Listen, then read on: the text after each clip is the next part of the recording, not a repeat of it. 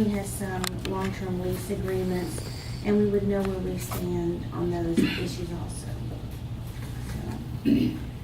One of the things that I'm figuring out, and we started talking about this a month ago, 3 weeks ago, I think.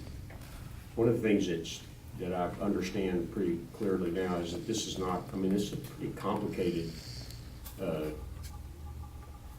it's a pretty complicated thing to work through, and I don't know how to do it other than just to kind of work on it and figure out what makes sense. The county clerk manages all of our, really virtually all of our records.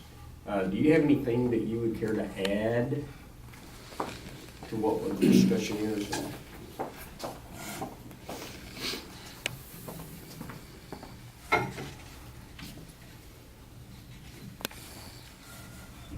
I think that a lot of that information that she needs is not normally provided by the clerk's office. We record the documents. We don't break them down into this is, this is an IT contract, this is a purchasing contract, this is a lease agreement contract, this is the expiration date, this is the renewal date. So I think that what they basically need is to be able to answer legal questions when they're called.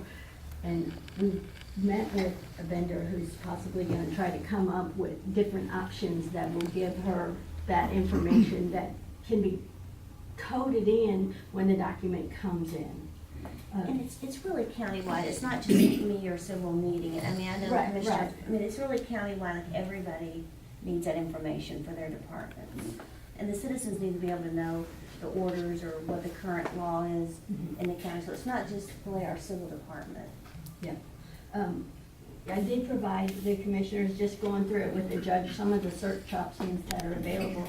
Swagit and Board Docs are both web-based searches, and the public can easily search those. I think Swagit gives the best because it will give you a search on spoken word or on text.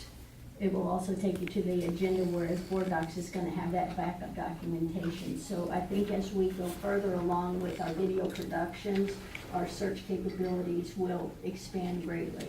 And I'm more than willing to add information, older videos to Swagit to increase that search capability.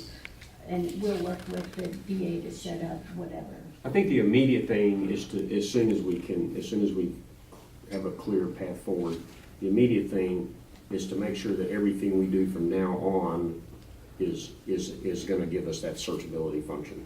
The heavy lifting is gonna be going back year by year and doing what has to be done to make those old documents searchable. And I don't know, this will just be a decision we'll have to make, how far back we want to be able to search. But Right, and I did want to tell the commissioners that Vicki Davis has volunteered to come in to Laserfish, and rather than having to search all of 2019 for a contract, we kind of worked with the district attorney judge's office, going through and breaking down each year into different commissioners' court records by document type, whether it's going to be a contract or an agreement, the agenda, the minutes, resolutions, ordinances, and we're working with Annabelle also to go in there. One of the first things is to get all the contracts in there by date, by name, so it will give you a much smaller, when you want to look for a contract, you can go into that folder and search just contracts and agreements.